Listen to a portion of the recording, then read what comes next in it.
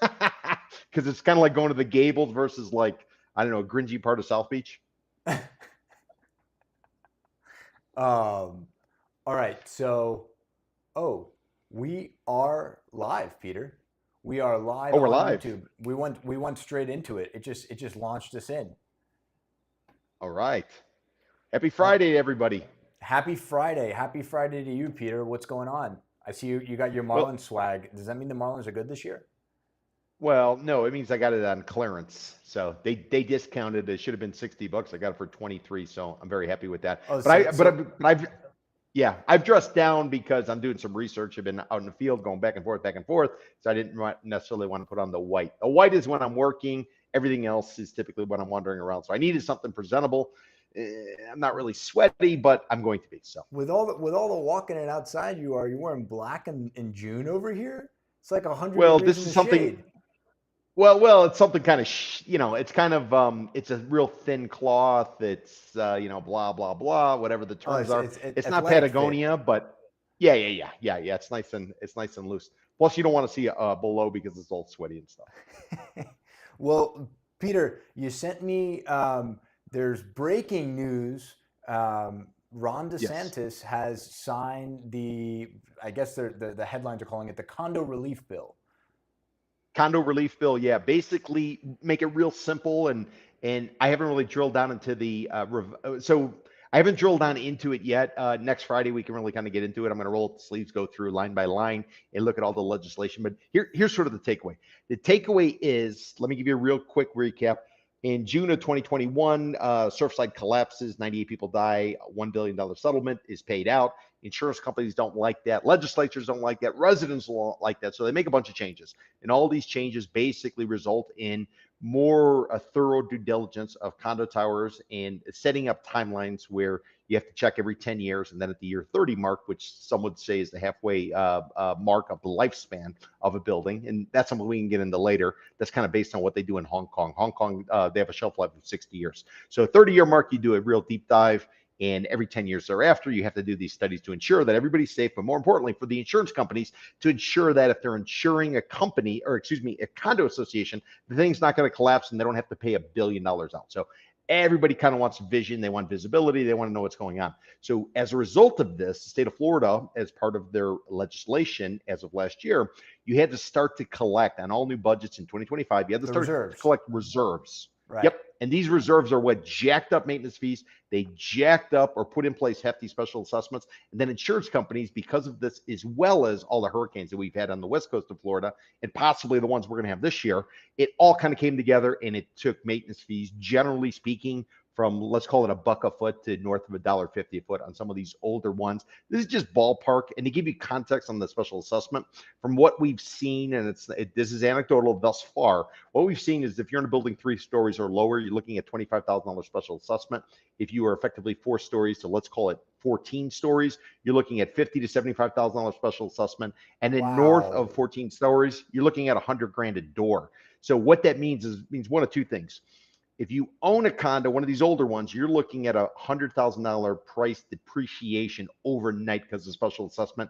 And you say, yeah, but the market's strong. Well, the reality is a buyer coming in and taking it downstream, they're going to want you as a seller to basically cover that. Otherwise, they're not going in. So you've just taken a $100,000 haircut if you're 14 stories or higher, roughly. So everybody complained, pensioners, people on fixed incomes, how we can't afford it, we can't do this, we can't do that, because condo associations were giving people a year to pay. You got a year to pay. You got to divvy up that 100 Well, grand. You got to pay it and over the and course of those 12 special months. assessments aren't the payment of the special assessments, as I understand it. It's not transferable. So, A, I have the special assessment. B, all right, fine. I'm going to sell the unit because I have the special assessment, but that assessment has to be paid in full at transaction most of the time. So a Correct. new buyer can't necessarily take on that assessment. Correct. Either it's got to be part of the financing, the seller's got to pay it, or you take $100,000 haircut off the sale price of that unit. And so what a lot of lenders are doing are saying, hey, if there's special assessment, we won't touch it with a 10-foot pole. So you're seeing these Correct. units up in Edgewater, up in Upper Biscayne, and they're gorgeous units. And you go, well, shit, Peter, these things are on the market for $500 a square foot because there's a $130,000 special assessment on this thing. That's right. That's right. And that ultimately is contributing to the downturn. And you have all this excess inventory coming in the market, and the buyers simply aren't there. They're in a wait and see mode, or as we called in May, a paralysis by analysis summer. I don't think anything gets done until Labor Day. And again, just to kind of anybody who's watching this for the first time, reason I'm saying Labor Day is you got this tariff, you got Liberation Day, came out April the 2nd, the day April after Fools. April Fool's Day. Yeah. They It almost should wasn't have a done it joke. April the Fool. It wasn't a Yeah, joke. it was not a joke. So stock market, bond market, currency markets, they all become extremely volatile, and some would say they go to shit. Because of that, President Trump puts in place a pause. The pause on virtually every country in the world, including the country with the penguins. Um, uh, they get a pause of 90 days. The 90-day deadline is going to be July the 9th. So we're going to hear a lot about that, especially as we go into 4th of July, Independence Day in the United States. The following week, President Trump's going to have to make a decision. Do I extend it again, or simply do we put in place all these tariffs and then stock market, bond market, currency market kind of goes to hell? Now, what I will tell you, as part of the original Liberation Day in the response to the volatility in the markets, President Trump carved out China. China, he said, you know what, we'll deal with the rest of the world, but China, we're not going to deal with. We're going to stick it to them because we had 145% tariffs. He then made some adjustments. He gave them through August. So all the world, we should know July the 9th. If there's not another extension, August we'll know about China. And anyone who lives in Florida or is doing anything in Florida knows that in August, many people take their kids on vacation because kids are going back to school. So August is pretty much a dead month. So that takes you, in my opinion, to Labor Day. So we got all this stuff sort of coming in legislature during the 90-day session. Happens every year.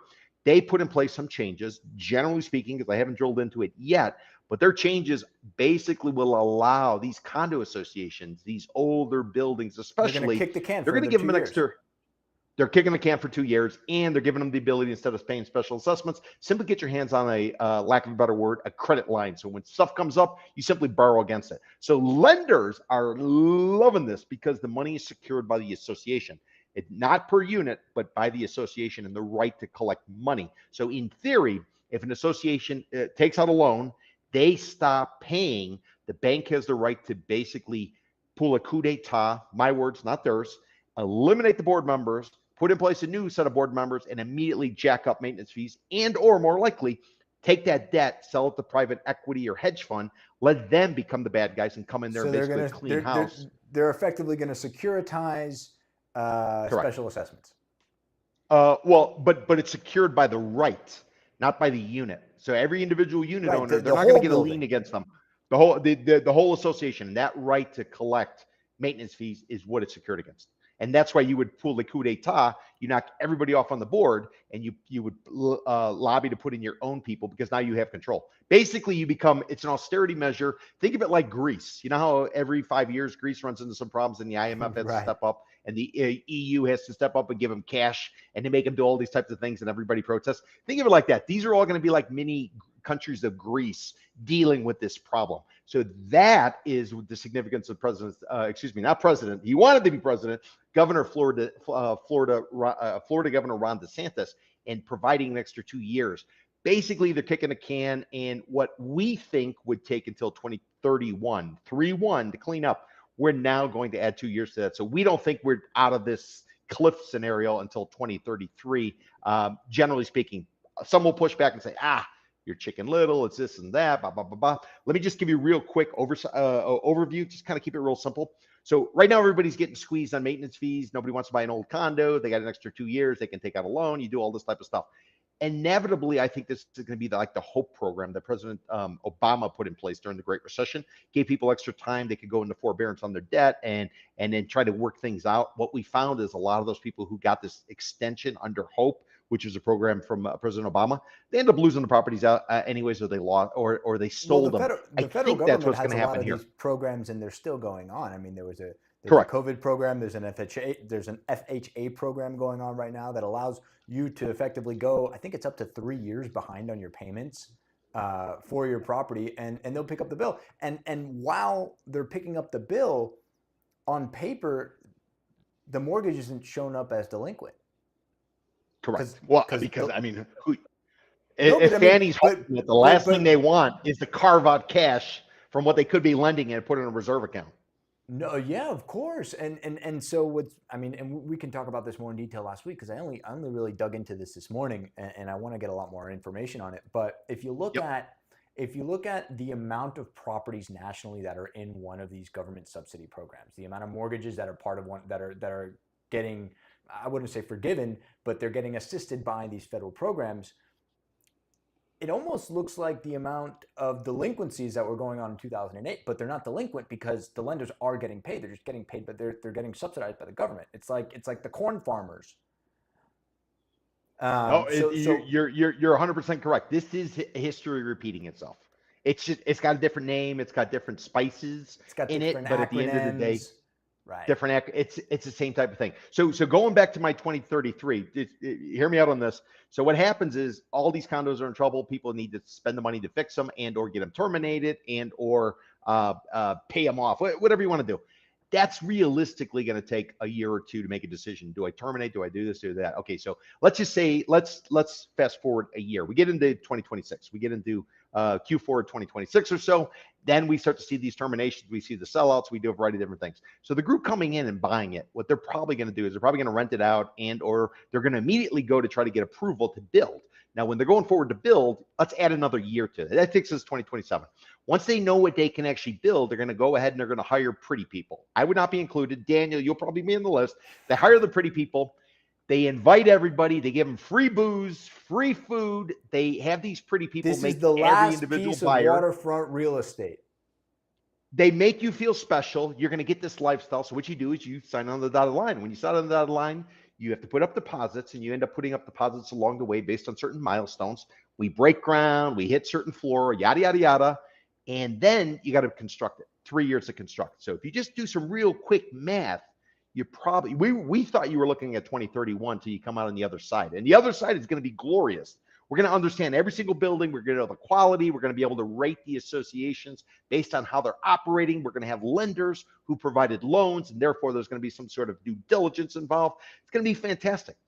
But until then, it's going to be very messy. And Governor DeSantis' signature this week simply takes our expectation of 2031 cleaning it up till 2033 because of the 2 year extension or relief. So that's my argument. I'm sure many will push back and say that's bullshit. Everybody's coming to South Florida, 1,000 people a day, gateway to Latin America, Well, I yada mean, did yada you see yada. the But Bloomberg interview with Ken Griffin and George Perez? I mean, I don't mean to be the canary in the coal mine, but I mean, uh, fluff piece. I think is how you would put it nicely. No. well, yeah, I was a former journalist, 13 years. It'd probably be a little bit more. Yeah, the term would probably be a little bit harsher than fluff piece. But fluff Harsher. piece is like Oh, the yeah. No, I mean, listen. Anybody who doesn't know Ken Griffin's a billionaire, $42 billion Ken dollars net Billions. Is that worth. what we're calling him now? Yeah, Ken yeah. Ken Billions. Billings is what we should call him. He's got a piece of dirt on right off of Brickell Avenue and effectively Coral Way or 13th, right in the heart of Brickell Avenue area, right on the water. Several people have tried to build conduits on there. They weren't. Ken Should comes we in pull it up? during I'm gonna pull it 2022. up.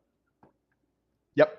Ken comes in during 2022. He buys a piece of dirt. He announces Miami's going to be surpass New York as the Wall Street of the not only the country, but potentially the world. Wants to put up $1 billion office tower. Makes all kind of proclamations. Buys all kind of dirt elsewhere. He's going all in Miami.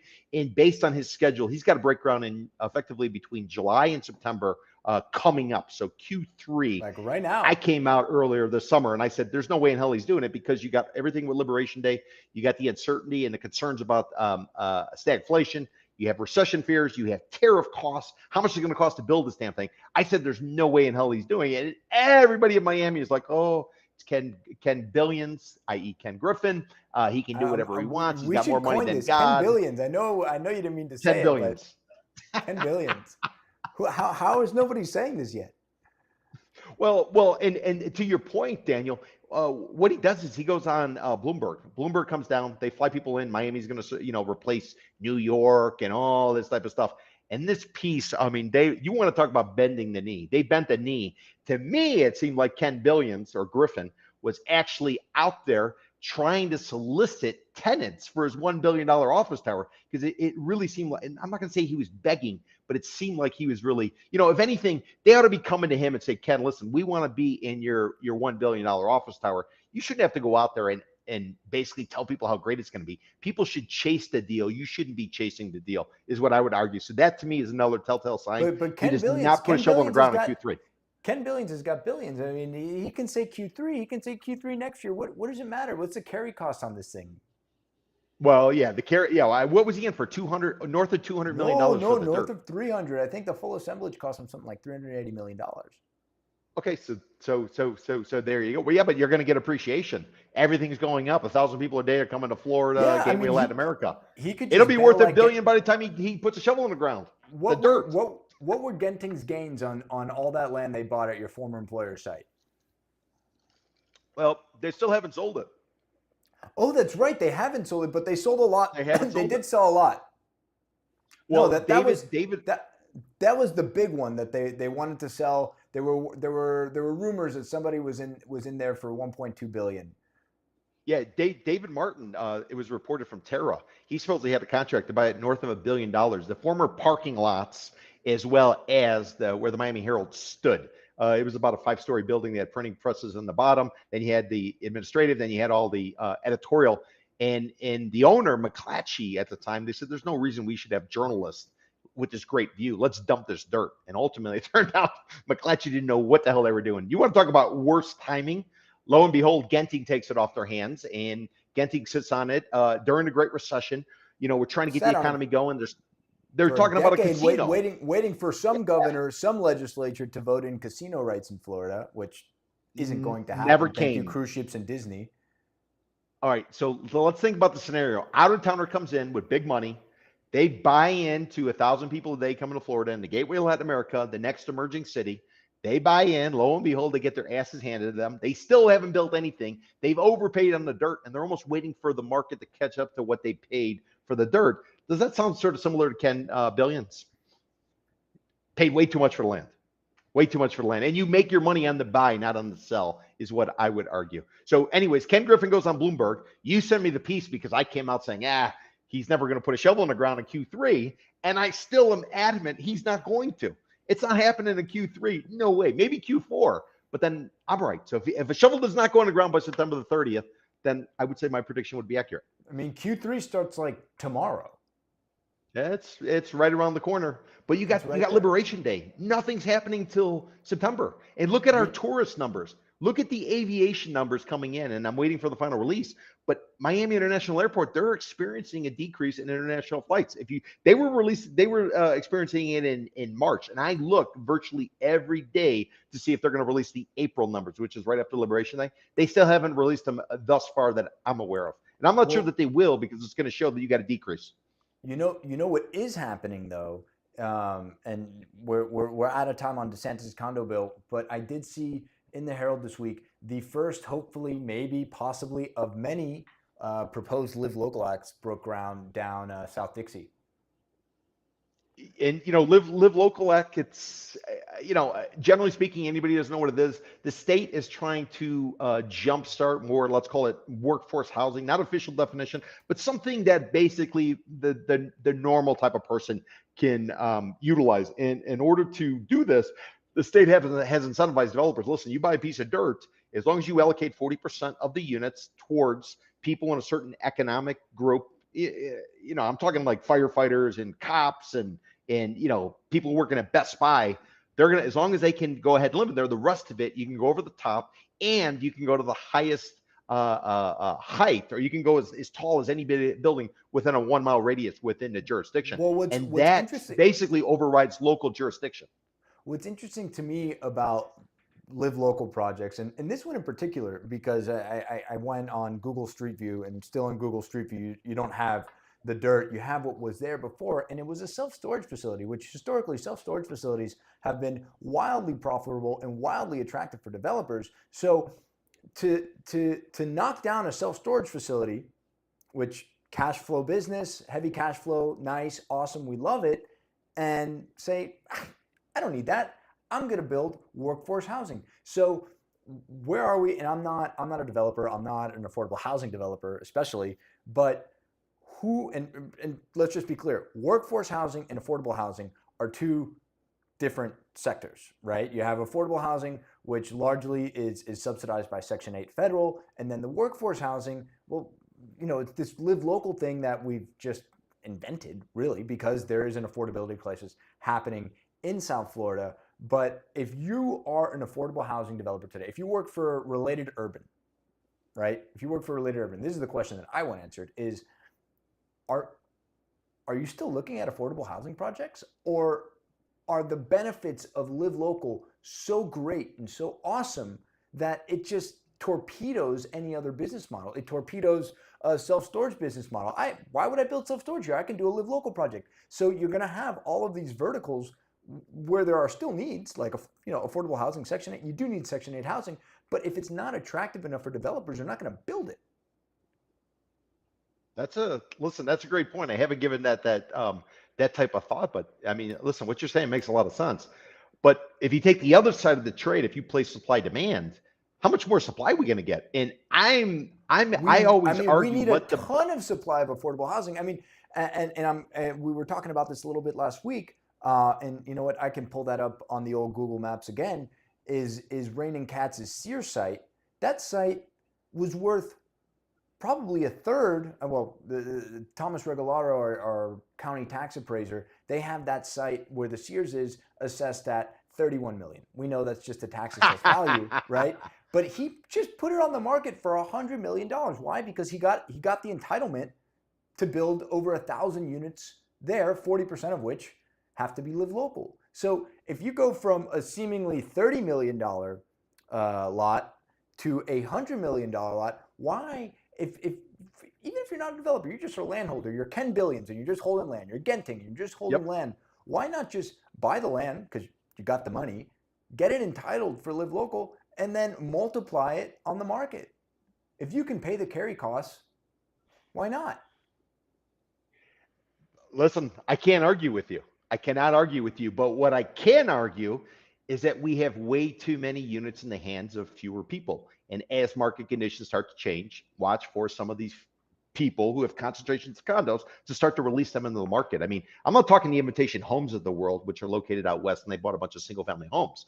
I'm talking about individuals who've collected and built up portfolios of condominiums and stuff that's more urban style. As markets change, these groups can simply slowly release, slowly release, slowly release. Now, as interest rates change, that might be something that really kind of has a bearing. So, But what I'm arguing is there are not homesteaded users in these condos, and these are the first ones to hit the market if in fact you start to see prices really start to get high. That's what I would argue. But I think long term you're dead on. 100% correct. so let's talk about those condos for a second.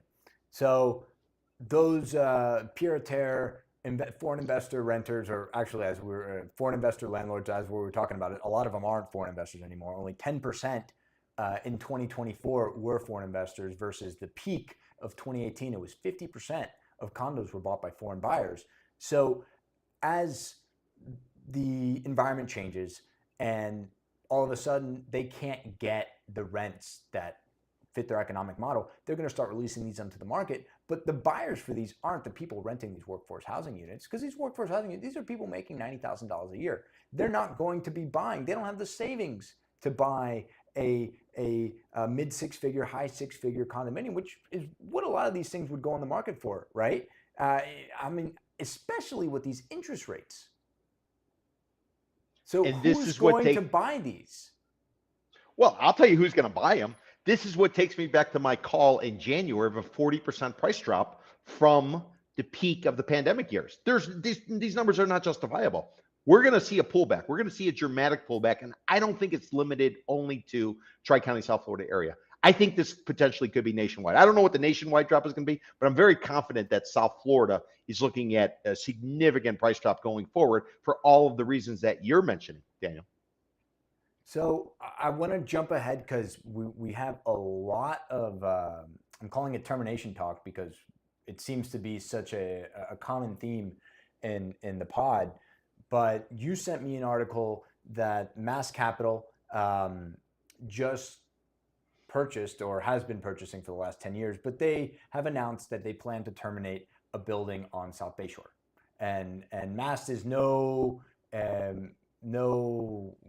stranger I'm sorry, I got caught up in my words. Mass is no stranger to condo buyouts. More famously or infamously, they were involved in the two projects on 53rd and Collins. I think one was called La Costa, and the other one was the Amethyst. Did I get that one right? The Yes. Amethyst. Yep. So Yep. La Yep. Costa is Yep. turning into the Paragon, Mm. but the Amethyst, I think that's still sitting in court, right? It I don't know is. what the It is. original It is. plan was, whether he meant to assemble the two side by side lots, and I'll pull that one up on the Google.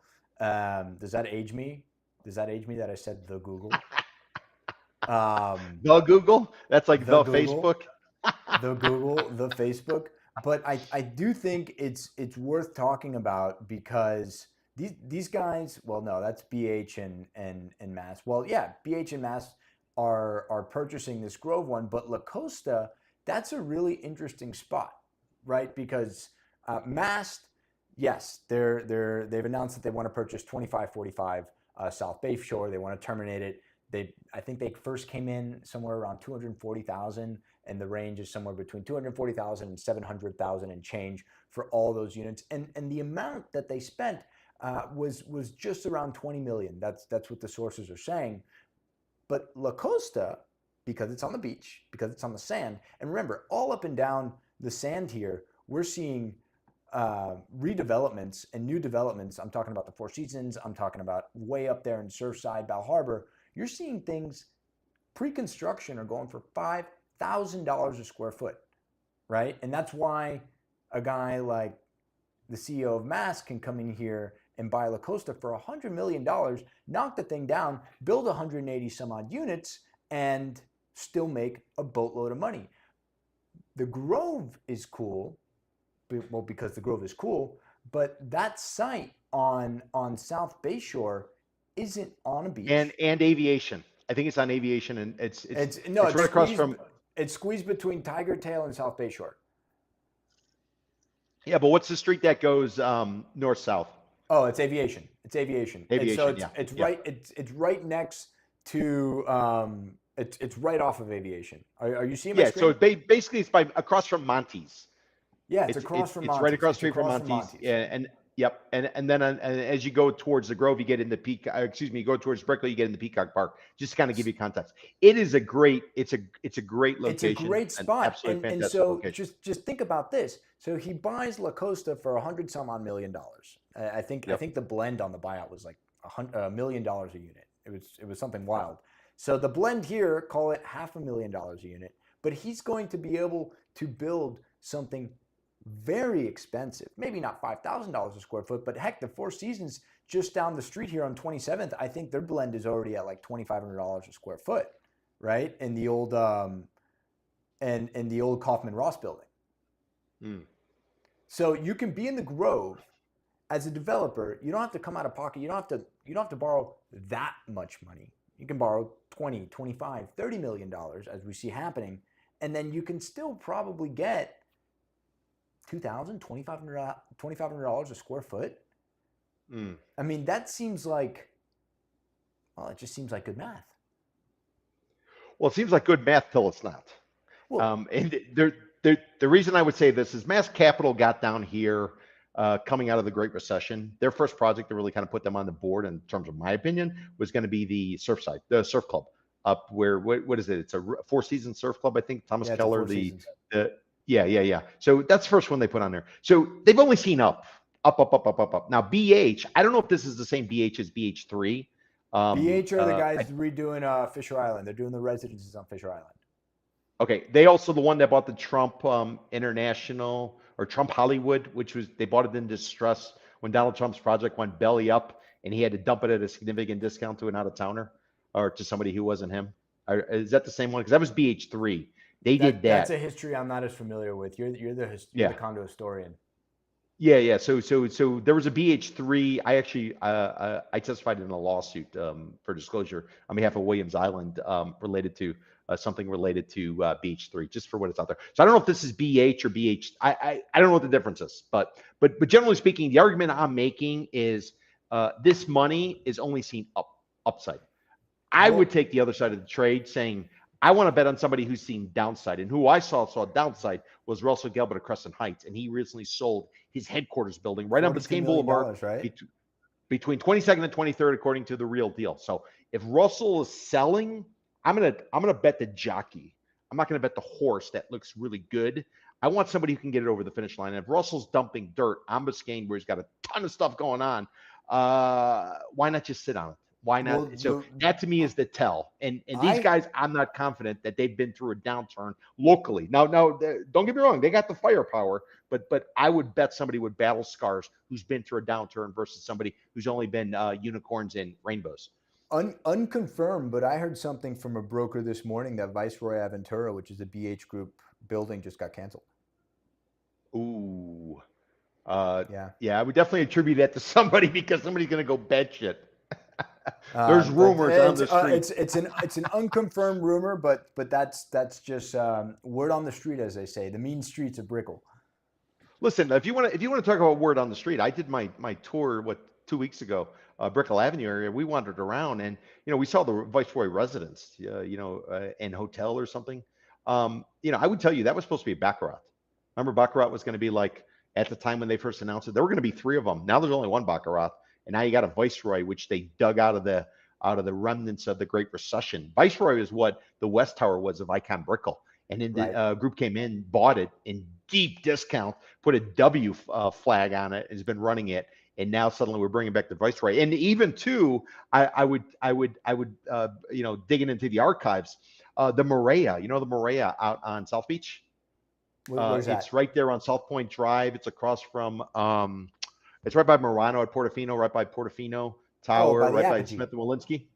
Yeah, you're right across from Apogee.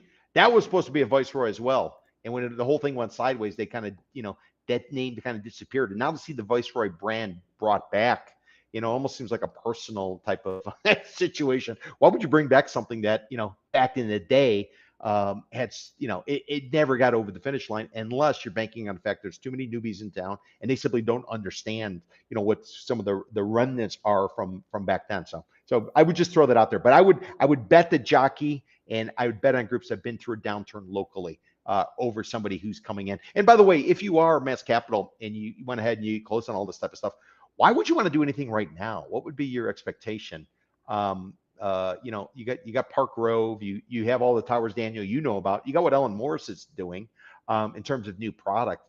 Who's exactly coming here if we got immigration issues, we got tariff issues, we have concerns about stagflation where Ken Billions may or may not put up a And billion-dollar office tower, billions. even though he's announced it. Why would you want to go forward? You're beating the drum for some reason. Are you trying to generate like interest from would-be buyers? And you can bet your ass the Grovites, who tend to be overeducated and very active, they're going to be fighting about every single thing along the way when Mass Capital and BH try to put up that building. That's what I would argue. You like trim a tree, dude, you're going to be jammed up for 6 months trying to get that approved by the city commission. Or they just approve it because it's City of Miami. Why not? Well, that is true. Yeah, they did just approve the ice arrangement. Gosh. So City of Miami. So who's to say? You basically can't bet on the City of Miami commission.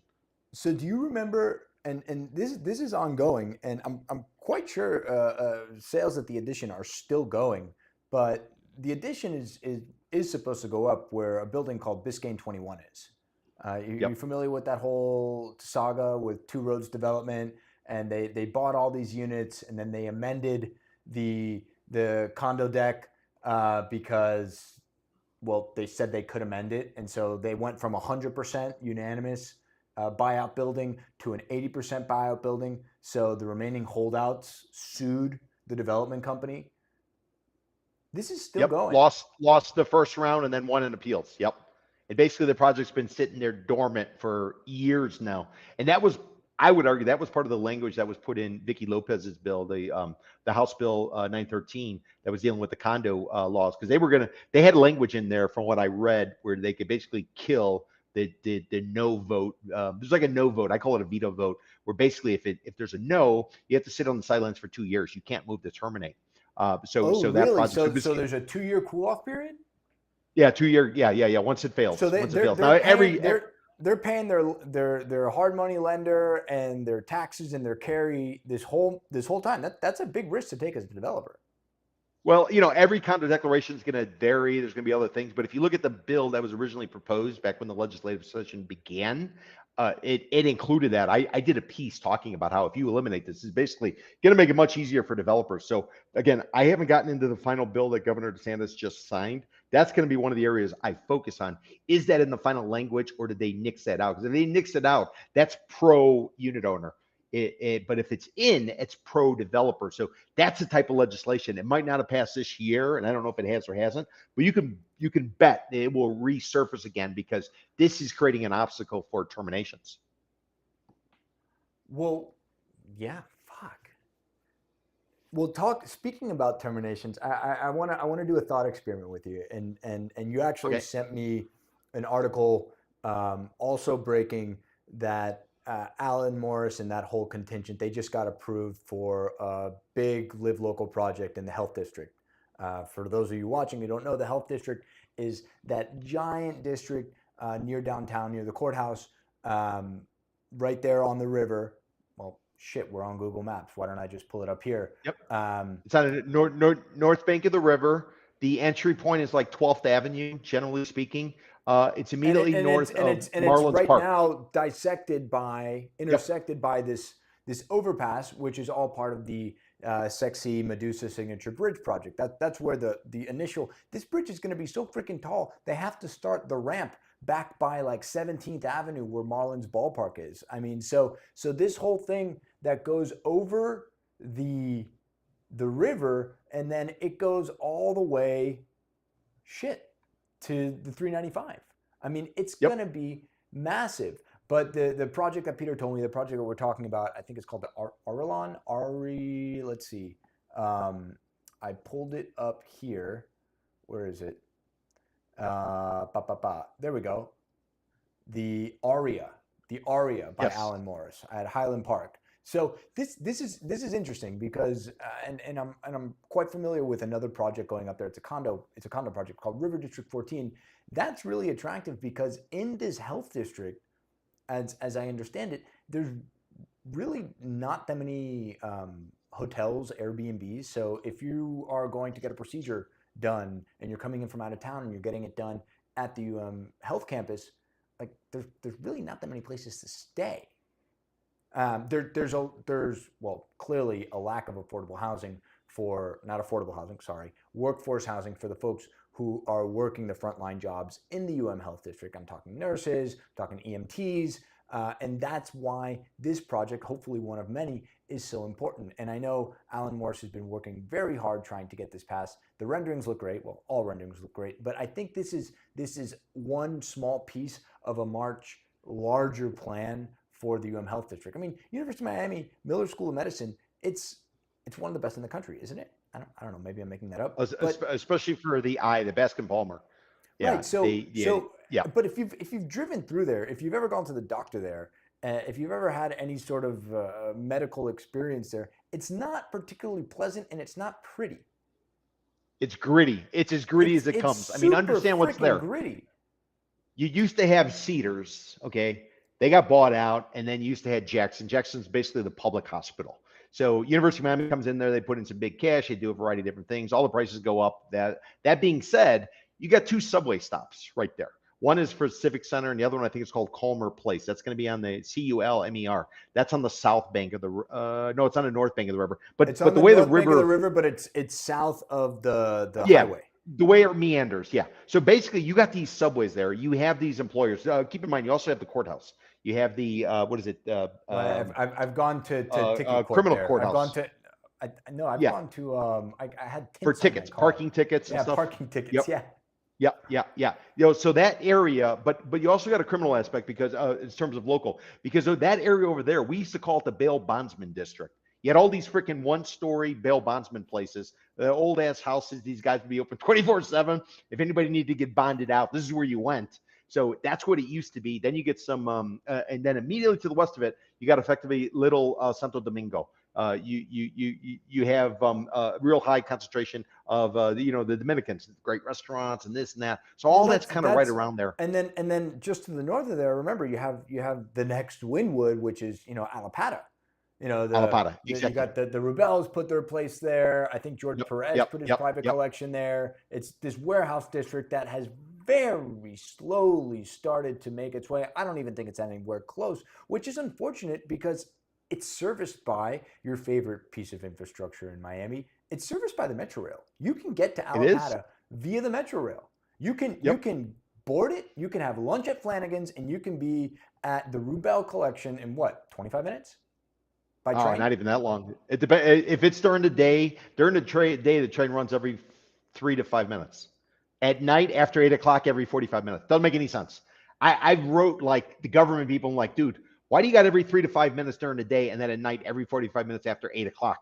Because anybody wants to do anything, you're sitting there and you're sitting there forever and ever and ever. Why not just blend it out rather than? But anyways, that's a different story. But yeah, no, you can get anywhere with that. So long term, I'm optimistic about it. And why do people want to go in there? Well, because you got all these jobs, you got these high paid professionals, you got the doctors who are concentrating on the public hospital as well as the University of Miami hospital. And there's so much money, there's so many jobs, and these people, where do they live? Where do they go to live? Where do they? Traffic's a No, they're all nightmare. commuting. They're all commuting from Homestead. Exactly. They're commuting from Homestead, or maybe they're going to the beach, maybe they're I going to don't want downtown. I don't want my nurse that I just had a major surgery. I'm in the ICU. Knock on wood. But I don't want someone who just had to sit in their car for an hour and a half. I mean, Correct, correct, correct. it sounds awful, and that's a more serious tone. But and we've talked about this for Miami Beach as well. Miami Beach, what is that economy based on?